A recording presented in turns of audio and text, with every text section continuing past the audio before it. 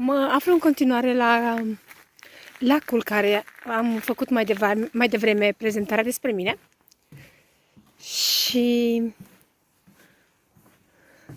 voi încerca să prind în cadre cât mai mult cu telefonul, deoarece la acest moment cu telefonul fac filmarea.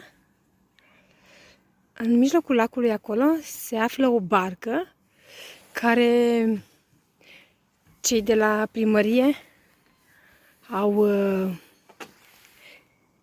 avut ideea să facă această barcă cu flori. Îmi pare rău că nu se poate vedea mai de aproape.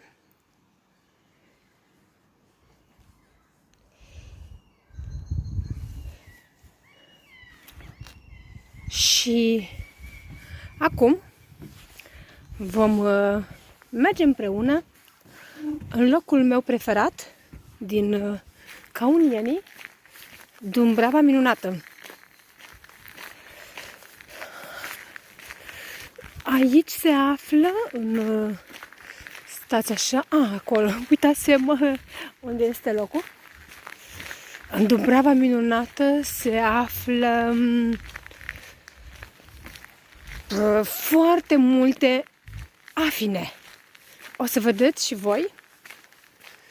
Și acum mi se pare, perioada aceasta, au înflorit niște floricele care eu nu le-am prins niciodată, doar am văzut pe tabloul lor, unde se explică ce putem vedea în această Dumbravă. Pentru că eu m-am mutat aici, în acest oraș, anul trecut, în luna octombrie. Da, deci așa o să vedeți în mare parte prin Finlanda aceste pietre imense. Și acum vom parcurge puțin în Dumbrava Minunată, locul meu preferat. Și vom încerca să căutăm acele floricele de care de altfel am spus mai devreme.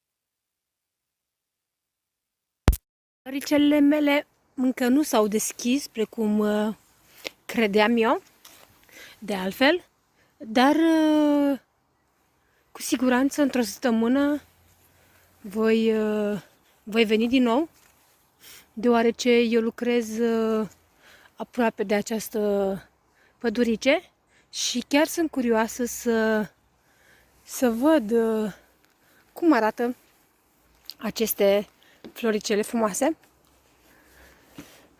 Aici se află aici se află o mică prezentare despre locul acesta minunat și voi încerca să traduc. Aici se scrie în limba suedeză și dincoace limba finlandeză, deoarece în Finlanda se vorbește două limbi, finlandeza și suedeza. Acum eu voi încerca să traduc din suedeză, deoarece știu puțin mai multă suedeză decât finlandeză. Cum a fost creată această pădurice, zice că cu aproximativ 7000 de ani în urmă, pe vremea Mării Litorina, acum se numește Marea Baltică, când clima era mai caldă decât azi, această pădurice era un golf superficial. Tot ceea ce puteți vedea și voi. Neglijarea zonei a început atunci când, ca urmare a creșterii terenului, golful mării a fost coordonat în largul mării și a devenit un lac, care apoi a crescut din nou parțial. Ulterior, mlaștina s-a răspândit pe măsură ce pădurea din jur a fost neglijată. A fost odată, mlaștina a fost mai mare decât azi și a acoperit probabil printre alte locuri de aici din Caunieni. Locul în care se află acum această pădure. Cauzele neglijării în Finlanda sunt în principal din cauza precipitațiilor, evaporarea scăzută și degradarea lentă a vegetației și din cauza climatului răcoros. Aș dori să vă arăt pământul. Am călcat mai devreme, am căutat floricica și chiar simți că, deci, uitați, chiar pământul este, nu știu dacă se poate vedea, dar se simte, pământul este foarte umed. Unde să mai merg eu? Deci simt la picior. Probabil și de aceea s-a făcut această potecă în această pădurice. Am să încerc, probabil, aici se va simți mai mult. Oh, da! Opa! Deci, exact cum am zis, uitați, se poate simți la picior când calci că pământul are foarte multă apă, vedeți? Da. Deci, un loc extraordinar de minunat. Vă mulțumesc că ați ales și astăzi să fiți alături de mine pe canalul meu de YouTube și până data viitoare, iubiți-vă mult!